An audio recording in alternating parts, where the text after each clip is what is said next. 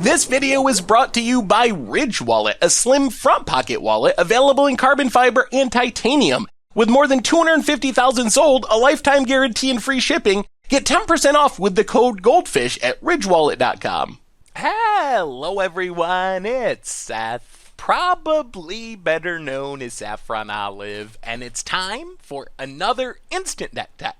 So as you know, Wednesday means it's Wildcard Wednesday here in Instant Deck Tech land, and we have a pretty interesting Pauper combo deck to check out today. This is Defender Combo. That's right, we are comboing off with Defenders. It comes to us from Swindy, who took it to a 5-0 finish in a competitive Pauper League, or a Pauper League on Magic Online. So congrats to Swindy on a really cool deck. A quick reminder before we break down Defender Combo for Pauper. If you enjoy this deck and you'll want to see it made into videos, take a minute, click the like button, the subscribe button, leave a comment, anything you can do to support your deck, because whichever deck is most popular gets a shot at being made into videos next week.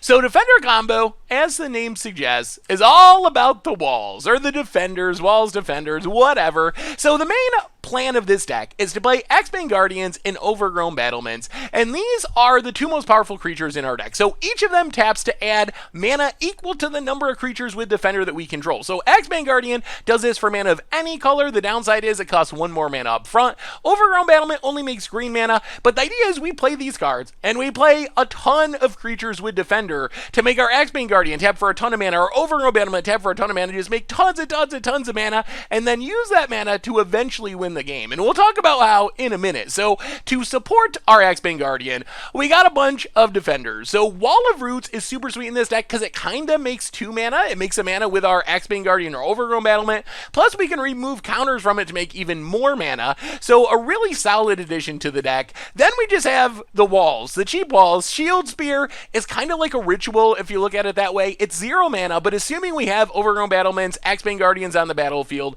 it's actually allowing them to tap for 1 more mana. Plus it's a 0/6. Like eventually our opponent eats through it by attacking, but it's a 0/6 for 0 mana. And then Jotty Offshoot just gains us a bit of life against aggro while also having Defender. Then we have Mnemonic Wall, and this is where we kind of transition into the finishing packages of the deck. So our deck kind of has 2 somewhat related ways to close out the game. So Mnemonic Wall is our most expensive wall. 5 mana, you get a 0/4, but when it enters the battlefield, you get to return an instant or sorcery card from your graveyard to your hand. So this allows us to do some sweet tricks with all of our mana, primarily using Ghostly Flicker and Muldrifter to essentially draw through our deck. Like, we don't go infinite, but we can activate this multiple times. So the plan is, we have Muldrifter out, we have Mnemonic Wall out, we Ghostly Flicker, bounce the wall, bounce the Muldrifter, they both come back into play, and then we do that again by getting back the Ghostly Flicker with Mnemonic Wall, flicker our stuff again, draw some cards with Muldrifter, get back the Ghostly Flicker, flicker our stuff again, and since we're going to have tons of mana from our wall combo, we can probably do this like 5, 6, 7, 8 times, like some massive number of times, which is drawing us a lot of the way through our deck to find our actual game-winning combo piece. Plus, Ghostly Flicker can just save our stuff if our opponent goes to kill our X-Bane Guardian. We can flicker it, knowing we can always get the flicker back later with our Mnemonic Wall. And then, what we're actually drawing into is Drift of Phantasm. So Drift of Phantasms, it is a wall. We can play it as a 0/5 block Delver of Secrets since it has flying, but it's mostly here to transmute. So we can pay 3, discard it, search for something that costs 3, which can be our Ghostly Flicker, but it can also be our game-winning combo, which involves Freed from the Real, step 1. So Freed from the Real, 3 mana enchantment, lets you pay a blue to tap the creature or pay a blue to untap the creature. And what we're trying to set up is Freed from the Real on X-Bane Guardian with some number of walls on the battlefield, because if we have enough walls that we can tap X-Bane Guardian for, let's say, 2 mana, then we pay 1 blue to untap it, then we tap X-Bane Guardian for 2 mana, then we pay 1 to untap it, we actually have infinite mana. Like, just having 1 additional Defender on the battlefield with X-Bane Guardian with Free from the Real on it lets us make an infinite amount of mana, and then once we have the infinite mana, we can draw those cards with Muldrifters and Ghostly Flickers, but eventually, we're going to find our single Valakut Invoker, which also costs 3, so we can get it with Drift of Phantasms,